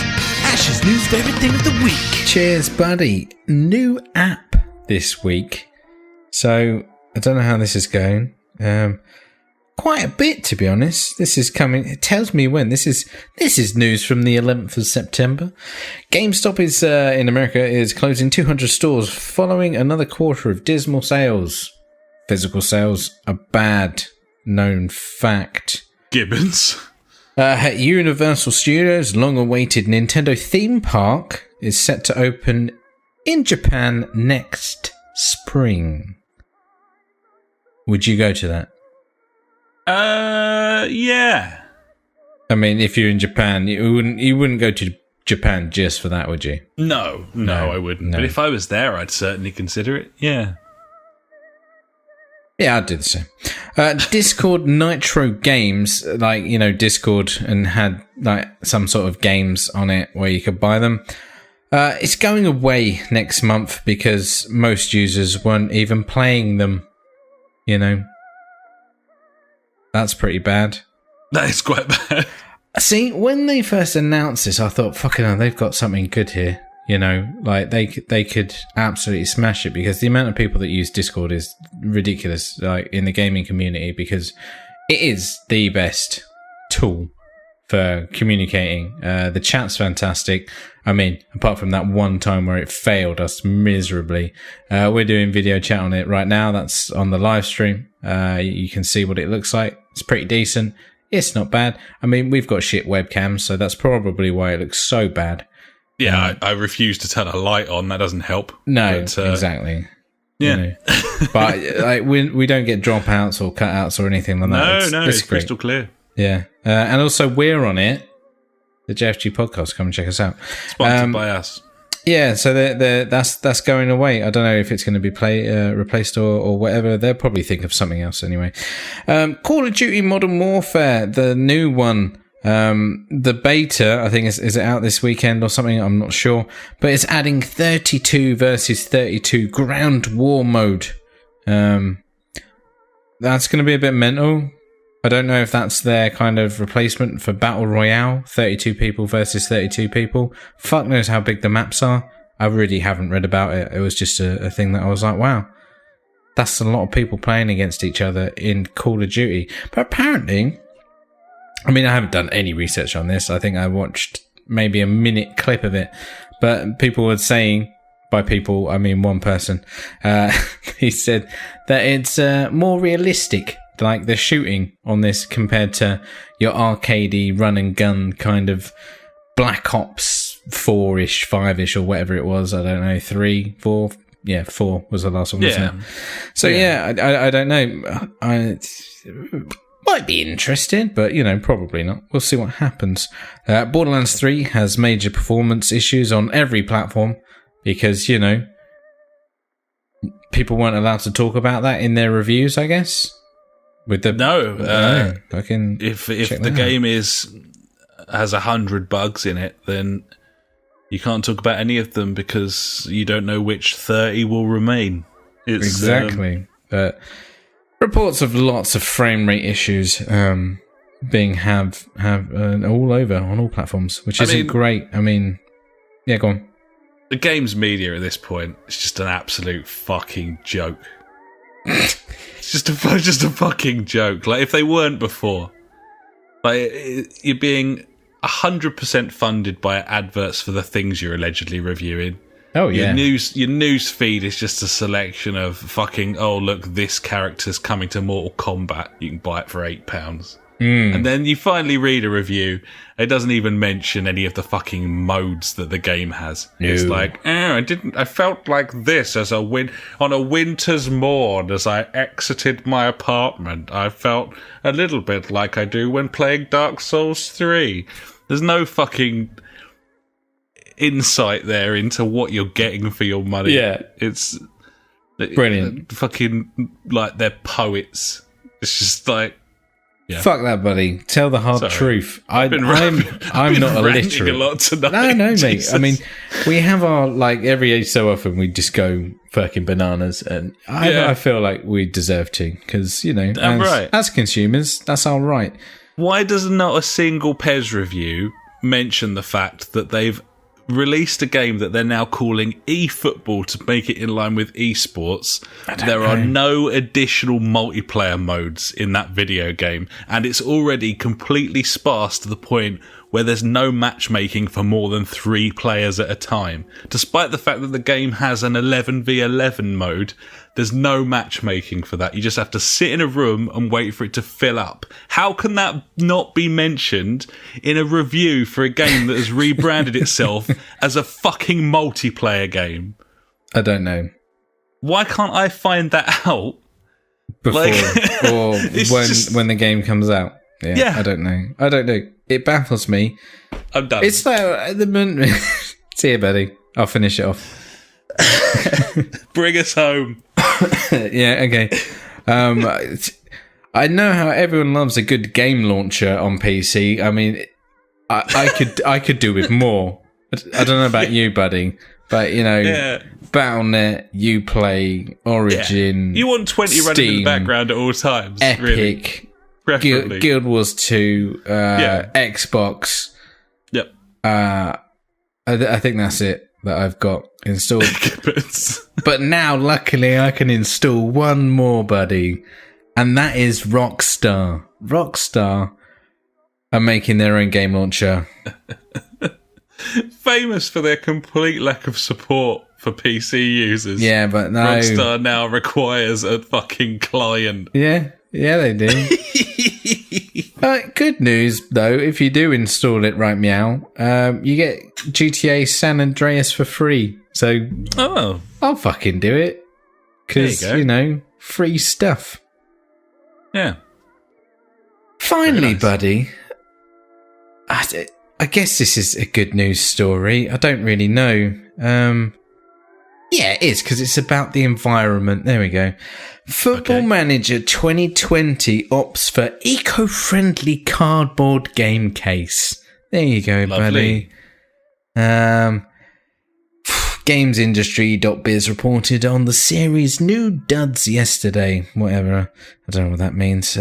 Lovely. With Sega quoted as saying, the Switch will save about 22 metric tons of plastic. That's quite a lot of plastic. That is a lot. Yeah. If that sounds like a lot, it's equal to about 360,000 physical copies sold at 55 grams of plastic per standard case, which is about right for a global bestseller like Football Manager, they say. There you go. Save the dolphins. Yeah, the packaging is 100% recycled cardboard sleeves and itself is also recyclable. See, when I read that, because I just I didn't see game case at the end, I just saw Football Manager 2020 opts for eco-friendly, and that was it. I was like, eco-friendly what? I was like, what? Is the disc recyclable? Is that how it works? Or, to be honest, the cheapest way to sell it would just be on a bit of cardboard with a code. Just saying. If you really wanted to go all the way. Yeah, I mean, you put the disc into your computer, you install the game. That's using energy, more power. Yeah, it writes some sort of like little cheeky kernel. And then the disc can be removed and dissolves in water. You can eat it. Yeah, you can eat edible. It. You can send it to like some sort of charity for starving people. Yeah, and then they can eat it, saving the world twice over. Yep. There you go. Yeah, there you go. Just an idea. It's what we do here. That's what we do. So there you go, buddy. There's my news favourite things of this week. New app did well, I feel. It certainly did, and thanks so much, buddy. That was compelling and rich. I enjoyed your news, and before that was my news, and that, ladies and gentlemen, was the news. And now it's time for Out This Week. Let's take a look at some games coming out this week. Probably filled with microtransactions, the crazy pay-to-win mechanics. Because fuck you all. Fuck you all. Fuck you all. Fuck you all. Buy our shit. What the fuck is that game? Cat Quest 2? Yeah. It's a smash hit, buddy. A slam dunk defunct. Figure it out if you got that feeling. It's Cat Quest 2. It's on PS4, Xbox One, Switch, and PC. It runs on the Switch. 2. No way. It's out on the Switch. I don't know how they're going to get it running on there, but apparently they are, because it's out this week. So, Cat Quest 2. I played the demo of Cat Quest. It was an RPG, but you're a cat. Right. Also out this week, Contra Rogue Core, or Contra, Corpse, depending on whether you're in the UK or... As in the really old game Contra? Yep. Right, cool. Contra Rogue Core, Corpse, Core. PS4, Xbox One and Switch. That's out this week. It's everyone's favourite sequel, the game no one asked for or wanted. The Surge 2 arrives on PS4, Xbox One and PC. Sign me up. I've got the Surge, the original. It was on PS Plus, was it? Yeah, it was. So also this week we got Mario Kart Tour. That's out on iOS and Android. Why not? I mean, it won't run on my phone, but maybe it'll be full of microtransactions. That's why not, buddy. Yeah. Hopefully there'll be loot crates in there. Mario Kart Tour 18. To be honest, if you think about Mario back in the day, it was one of the original ones to have the loot box with the old... Actually, no, fuck that. It just had straight up gambling in it. Because, you hit the fucking brick and then you had the three things spinning like a slot machine. That's fine if you're not paying real money for the privilege. That's true. If it's just in-game, It's just good fun. Gibbons. Code Vein arrives on PS4, Xbox One, and PC.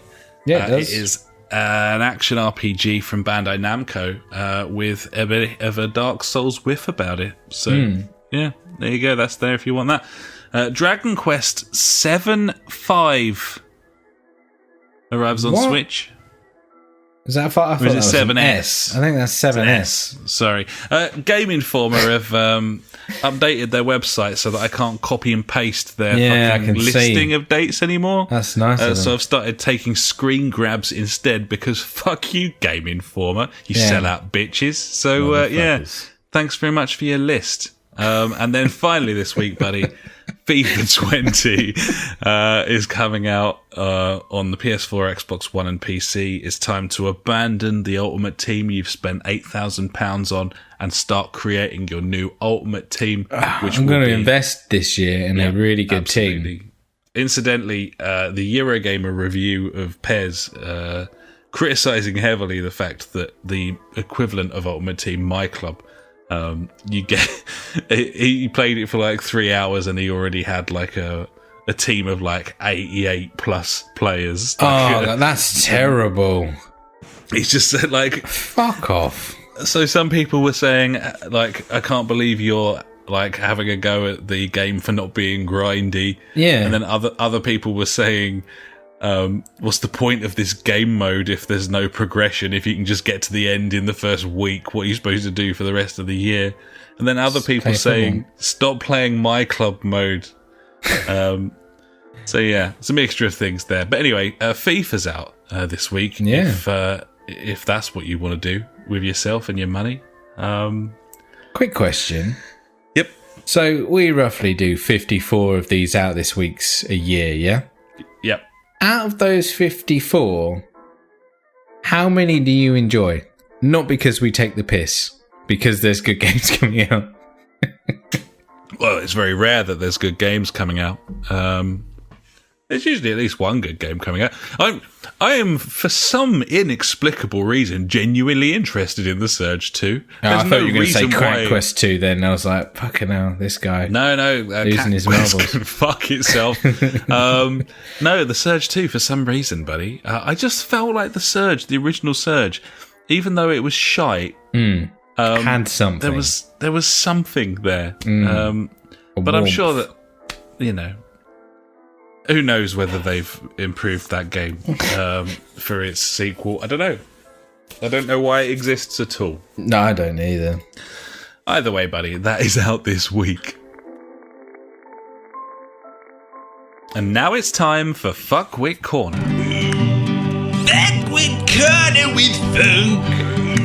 Fuckwit Corner with Funk. He's got some questions.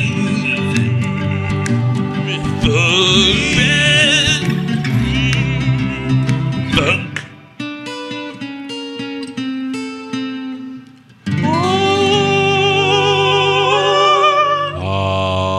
Has he got any questions, buddy? He's just got one thing and one alone for us, buddy. And I did ask him specifically because he's the currently the only person I know who's bought the new version of PES, which is eFootball Pro Evolution Soccer 2020, buddy. And this is what Funk says about it. Pretty much the same as the last one in terms of how it looks. Maybe a tiny bit better. But it does play like a dream to me. Maybe because we've played FIFA since March. It just feels really good. The refs don't seem quite as harsh as in the demo. I love the way you have to play, the way you are facing, or the ball skews away at weird angles and you feel like anything could happen. I've had the ball hit me in the butt from facing the wrong way. Nice. And just how it bounces around in the box and off people at funny angles is cool. Quite enjoyed starting to build up some players ready for My Club too. I love to My Club. There you go. It's a decent review from the Funk. I think they have, as I said, some of the issues that were there at launch, they have kind of fixed. He did send me a message as he fired it up the day that he bought it, saying that as he loaded the game, there were sort of like 8 consecutive menus all apologising for the state that the game is in. Just like, we are aware that the squads aren't up to date. We're sorry about that. And so on. That's just a database, though, surely. Like, fuck me. Yeah, well, it shows how much they build off of the previous iteration. That the previous iterations teams are the teams that are there when the game launches. So, I don't know. I've played the demo extensively, and I really enjoy it. But this game has no more modes than the last game. It's the same. It's terrible. I mean, the AI is allegedly a lot better in terms of the way it mixes things up. And I think that this is probably a game that I will want to pick up when it hits, 25 quid. Yeah, man. Because I know that I'll get a huge amount of joy out of it. But yeah, Funk's taken the plunge, so he's kind of responsible for building up the My Club team at this point, because as you'll remember from the previous version of PES, and something that's still the same on this one, there is no matchmaking, and if you want to play with your friends, you can load it up for matchmaking up to 3 people.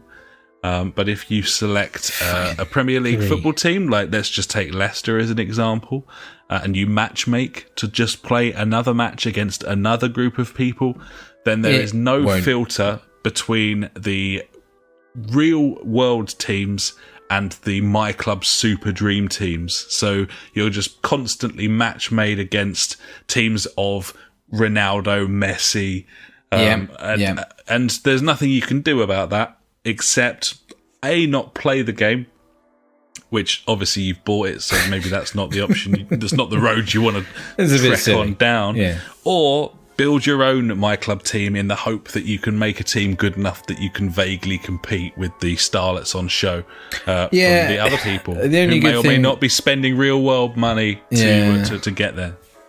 The only thing I can say about that was luckily that you and the Funk played that game enough to have a decent squad, whereas I just rocked up and I managed to get like a few free spins on the fucking wheel.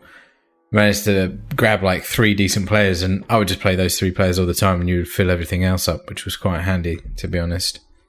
It did work, but what it really means is that, and this is something that I read from someone who's a big fan of the game today, the way that they balance the game is not based on a My Club Dream team.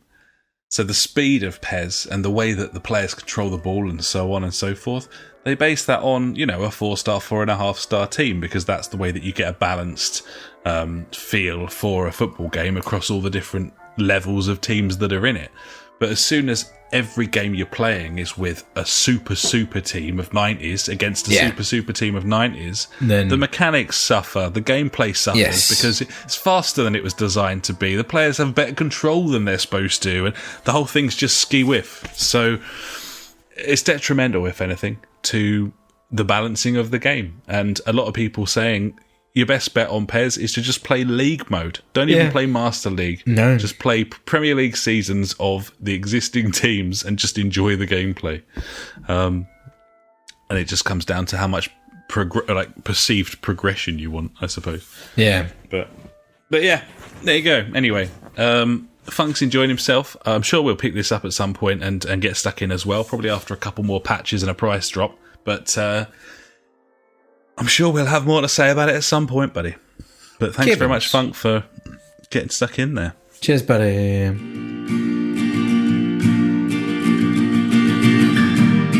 Every week, we end the show with questions and comments sent in by you. If you've got anything for us, just pop an email to the JfG Podcast at gmail.com or contact us on Facebook, Twitter, or at justforgamers.co.uk. Now it's time for JfG Street Beats. You got a question we want to know. Facebook, Twitter, we're on them all. So hit us up and be on the show. The JfG Street Beat. Street Beat. We want to know. Get on the show.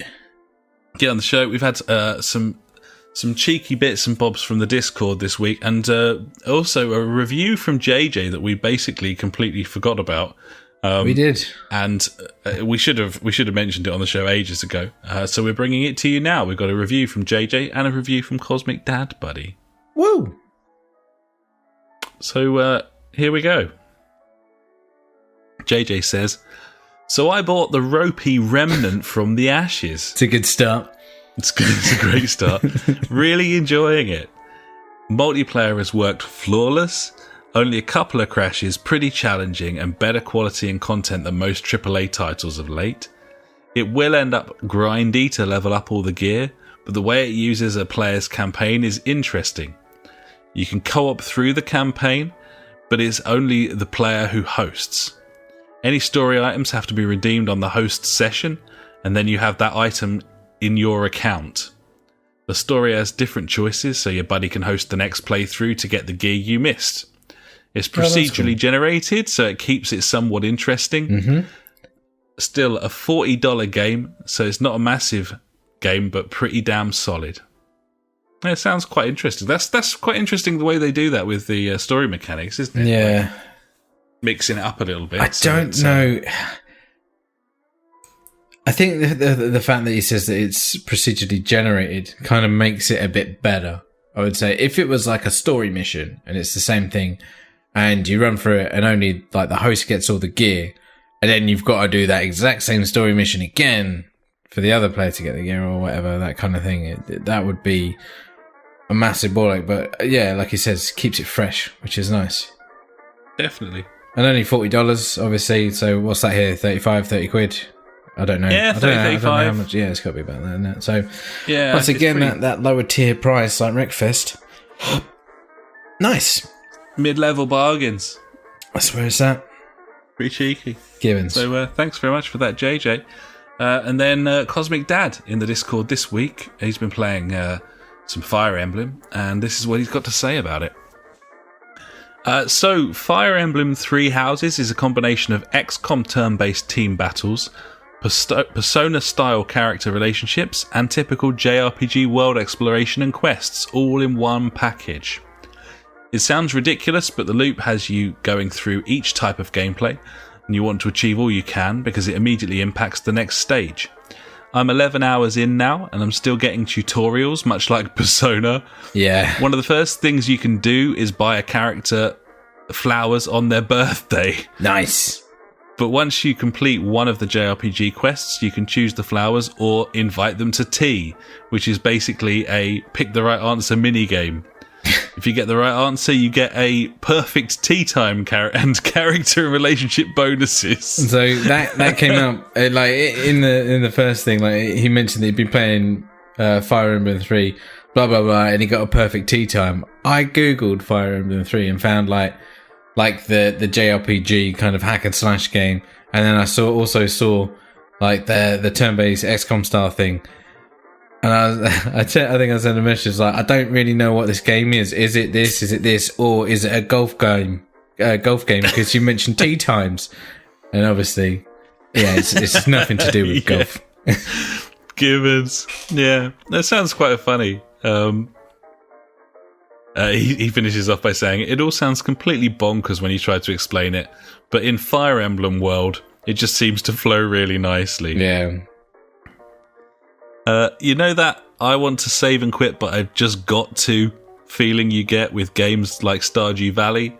It has that in spades. But the great thing is you can practically save anywhere at any time. Yeah, it's like the characters are all really well written and fully voiced.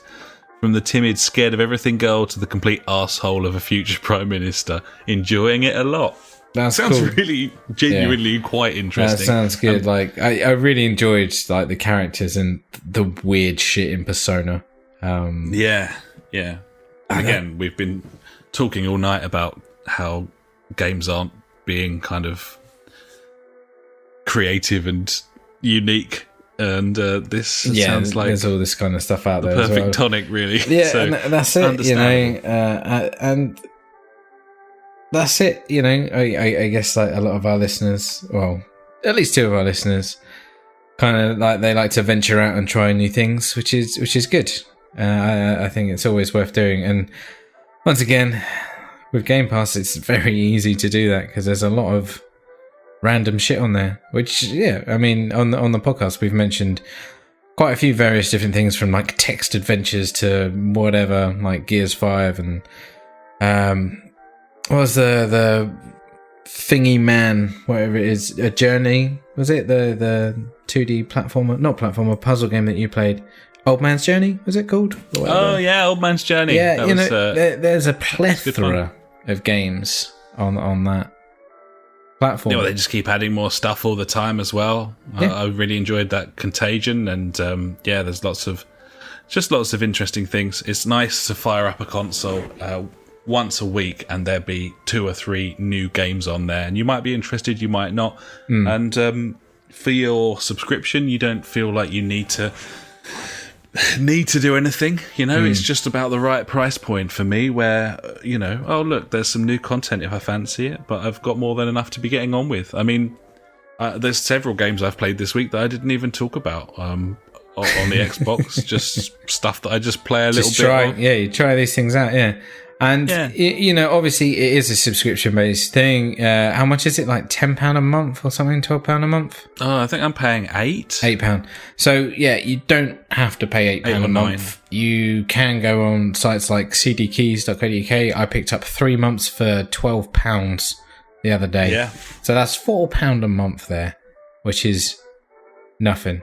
And that's Ultimate, which includes live Game Pass and PC Game Pass.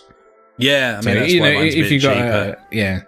If you've got a PC and an Xbox, then happy days. You're all good. Gibbons. Yeah. Yeah, I just want to say thanks for those guys sticking it in the Discord again, as always. And fucking, yeah, awesome. Awesome dudes. Gibbons, buddies, thanks so much. And if you want to get involved, buddies, then head over to the JfGpodcast.co.uk. You can find a link to our Discord there, or just head over to Twitch and search the JfG Podcast. You'll find us there, along with anyone else that we've chosen to rip off several years into our tenure as the JfG Podcast. And get stuck in. It's always nice to hear from people, and certainly enriches the show as well. So thank you very much. So I think that'll about do us, buddy, for episode 227. What the fuck are we going to do now? Jesus. There is a new sale, but there's nothing on it. I've looked. It's not worth it. I don't know. Not much going on.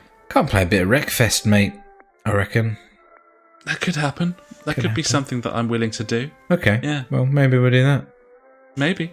Okay, well, lovely stuff. What a treat. Something to look forward to, if you will. Thanks so much for joining us, buddies. It's been a pleasure as ever, and we'll be back next time. And next time will be my last one for a couple of weeks, I suppose, because I'm going to be abroad. So what the fuck am I going to do? I don't know. I'll do something, maybe. Yeah. If you're lucky. I mean, you're certainly doing your streaming and so on anyway. That's true. So, I just integrate it with that. Do a little half-hour show. Be like, check it. Yeah. Who knows? Fucking sweet as the proverbial.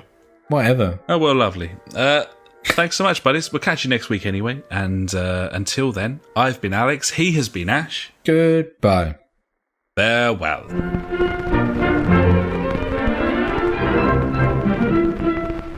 You've been listening to the JfG Podcast with Ash and me, Alex. You can find us at www.thejfgpodcast.co.uk, where you'll also find our Discord and Streetbeat if you want to get involved with the show. Our Facebook is /the JfG Podcast, and our Twitter handle is @the JfG Podcast. We're on all those video streaming sites too, buddies, from TubeTube to twitch.tv /the JfG Podcast to mixer.com, aka beam.fucking-pro. We've got a PS4 community you can join. Just search the JfG Podcast on there. And we're also on Google Plus if that is how you choose to live your life. Thanks so much for listening, buddies. We'll catch you next time.